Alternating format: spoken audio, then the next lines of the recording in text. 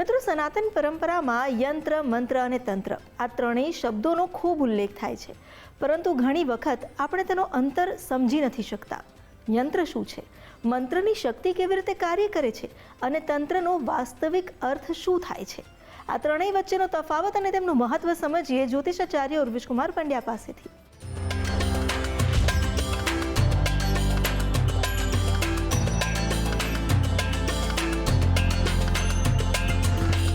ओम शुखारथिरश्वानि वजन्मनुख्यान्ने नीयते भीषुर्विर्वाजिन इव रत्प्रतिष्ठं जदजिरं जविष्ठं तन्मे मनः शिवसंकल्पमस्तु. नमो नमः. તમારા બધાનું સ્વાગત કરું છું આધ્યાત્મિક મહાશક્તિમાં. આજનો જે વિષય છે એ ખરેખર માર્મિક છે કે શું યંત્ર, મંત્ર અને તંત્ર એમાં તફાવત છે કે સામ્યતા. અને જ્યારે આ વિચાર આપણે લઈને જો વિચાર કરીએ છીએ તો સમજવામાં આવે છે કે આ બધા જ એકબીજાના આલંબન સાથે ચાલે છે. સૌથી પહેલાં આ કલયુગ છે એટલે કલપુર્જાનો યુગ. ખરા અર્થમાં જોઈએ તો યંત્રની મહિમા ઓછી છે જ નહીં, પણ યંત્રની મહિમાને જ્યારે આપણે વિચાર કરીએ છીએ ત્યારે વૈદિક પદ્ધતિના આધારે બે શબ્દો જોવા મળે છે, નિગમ અને આગમ. તો જે નિગમ શબ્દ જે પ્રેઝન્ટ કરે છે એ ખરા અર્થમાં વેદને પ્રેઝન્ટ કરે છે, અને આગમ જે શાસ્ત્ર છે એ આગમ શાસ્ત્ર છે એ તંત્રના આધારે ચાલવાવાળું શાસ્ત્ર છે. એટલે ખરા અર્થમાં જોવા જઈએ તો કલૌ આગમ સંયુક્તા આ જે સુક્તિ છે એવું સમજાવે છે કે કલયુગના અંદર યંત્રની મહિમા સૌથી વધારે ચાલશે. જેમ કે આપણે ચારે બાજુથી યંત્રો વચ્ચે છીએ જ, પણ અહીંયા જ્યારે તમે તપશ્ચર્યાના અંદર યંત્રનો ઉપયોગ કરવા જઈ રહ્યા છો ત્યારે એની મહત્તા બદલાઈ જાય છે. પણ યંત્ર ખરા અર્થમાં છે શું એ સમજવું હોય તો સૌથી પહેલાં વાચસ્પતિના મતને સમજવો જરૂરી થઈ જાય છે. અને શ્રી વાચસ્પતિજીએ ખૂબ જ સ્પષ્ટતાથી આ વ્યવસ્થા સાચવી હતી કે આગમથી જ ઉન્નતિને પ્રાપ્ત કરી શકાશે અને એના આધારે જ તમે તંત્રનો માર્ગ અપનાવી શકશો. અને તંત્ર એટલે શું?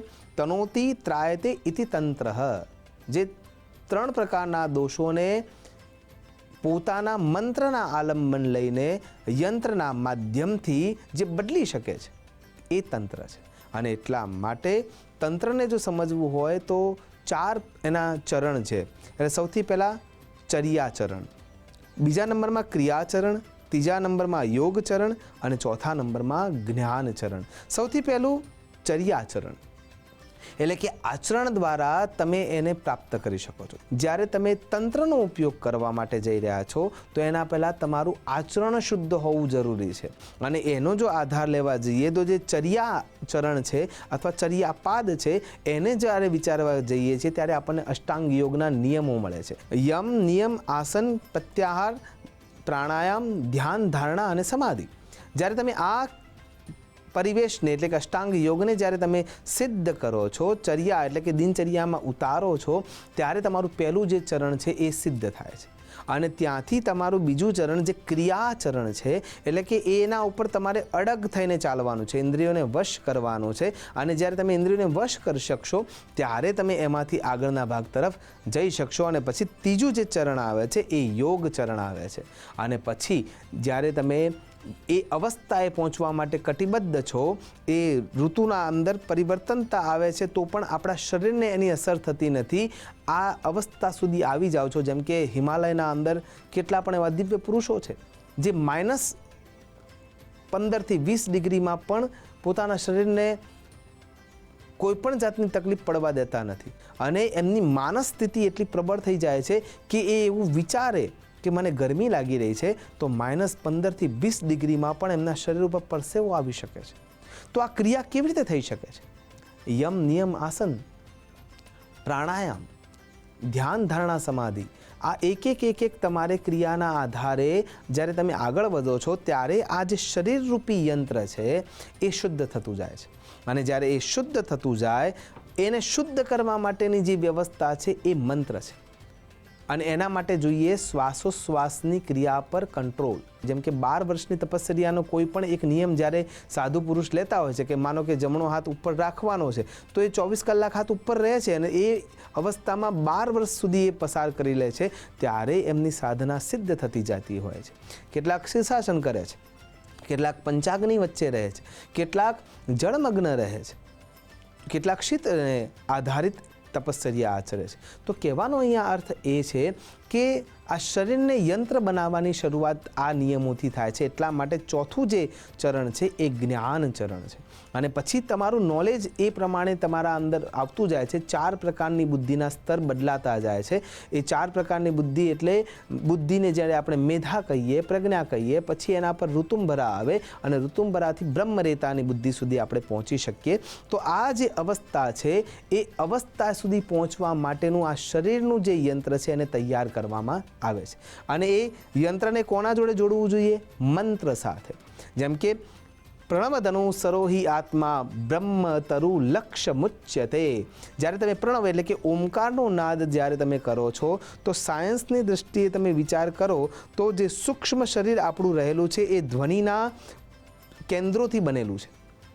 અને જ્યારે તમે ઓમકારની ધ્વનિને વારે વારે રિપીટ કરો છો અથવા ઓમકારનું સુયોગ્ય રીતે ઉચ્ચારણ કરો છો ત્યારે 432 હર્ટ્ઝ જેટલી ફ્રીક્વન્સી આપણા શરીરમાંથી બહાર નીકળતી હોય છે. અને 432 હર્ટ્ઝ જે ફ્રીક્વન્સી નીકળે છે એ આપણા પૃથ્વીની રિપીટેટેડ ક્રિયા છે. અને એના કારણે થઈને આપણી પૃથ્વી પણ એ જ આવૃત્તિ કર્યા કરે છે.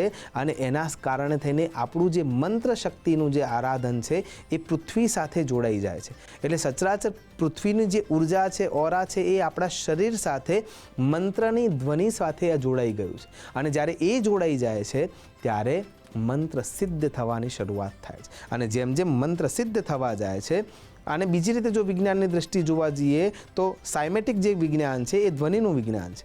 અને જ્યારે તમે ઓમકારની ધ્વનિ અથવા અન્ય બીજાક્ષરોની ધ્વનિને જે તંત્ર માટે યોગ્ય છે એમાં જ્યારે તમે પ્રયત્ન કરો છો ત્યારે એ ધ્વનિનું જે ડાયમેન્શન જે તૈયાર થાય છે અથવા જે આકૃતિ તૈયાર થાય છે એ લગભગ શ્રીયંત્ર અથવા અન્ય યંત્રો જેવી થાય છે. આપણા ઋષિમુનિ હતા એ આ જાણતા હતા, ધ્વનિ વિજ્ઞાનને પણ જાણતા હતા. અને સૂક્ષ્મ શરીરના અંદર એના જે કેન્દ્રો છે એ કેવી રીતે જાગૃત કરી શકાય આ અવસ્થાને એ જાણતા હતા. એટલા માટે એમને આ યંત્રોની રચના કરી દીધેલી હતી. અને એટલા માટે સૌથી પહેલાં મંત્ર સિદ્ધિ થાય, મંત્ર સિદ્ધિના સાથે યંત્ર સિદ્ધિ થાય અને પછી તંત્રનો દરવાજો ખુલે. કોઈ પણ પુસ્તક દ્વારા સીધું જ્ઞાન મેળવી લેવું એ તંત્ર માર્ગ માટે યોગ્ય નથી. એના માટે સુયોગ્ય ગુરુની જરૂર પડે જ છે. અને એટલા માટે અભક્તે નૈવ દાતવ્યમ ગોપિતમ રક્ષ પાર્વતી. ઘણી બધી જગ્યાએ એને ગુપ્તતા આપવાની વાત આપણા સનાતન સંસ્કૃતિના ગ્રંથોમાં જોવા મળે જ છે. એટલા માટે થઈને યંત્ર, મંત્ર અને તંત્ર આ ત્રણેય એકબીજાના પૂરક છે. તમારા ઇન્દ્રિય નિગ્રહથી જ્યારે તમે તમારા ચિત્તના વૃત્તિને નિરોધિત કરશો ત્યારે એ યંત્ર જે શરીરરૂપી છે એ તૈયાર થશે.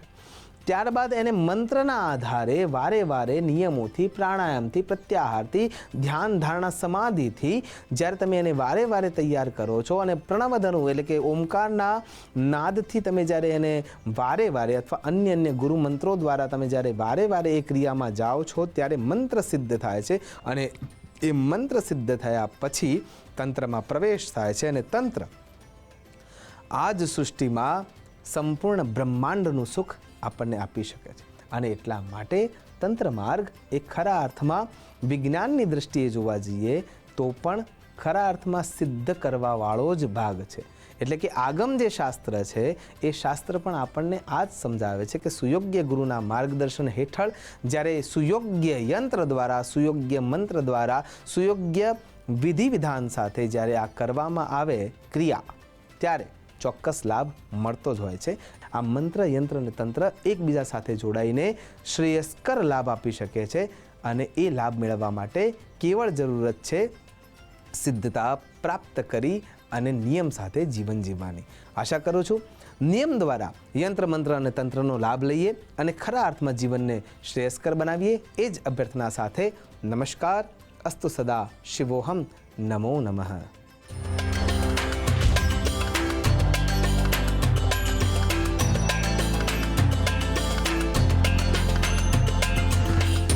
આજે આપણે કર્યા માં શહેર ભવાનીના દર્શન. શ્રદ્ધાની દ્રષ્ટિએ જુઓ તો એ સત્ય સાવ સહજ છે કે ભક્તિની શક્તિ જ સર્વોપરી છે. એટલે જ તો મંદિરમાં ઈશ્વરીય શક્તિનો સાક્ષાત્કાર થાય છે. આપણે પણ એ ભાવ આત્મસાત કરી જીવનમાં માની હાજરી અનુભવીએ અને તેમના કૃપાપાત્ર બનીએ એ જ પ્રાર્થના સાથે હવે કરીએ સમાપન. આવતીકાલે ફરી મળીશું. ત્યાં સુધી મને રજા આપશો. નમસ્કાર. આપના પ્રતિભાવ અને સુઝાવ આપ અમને મોકલી શકો છો આ સરનામે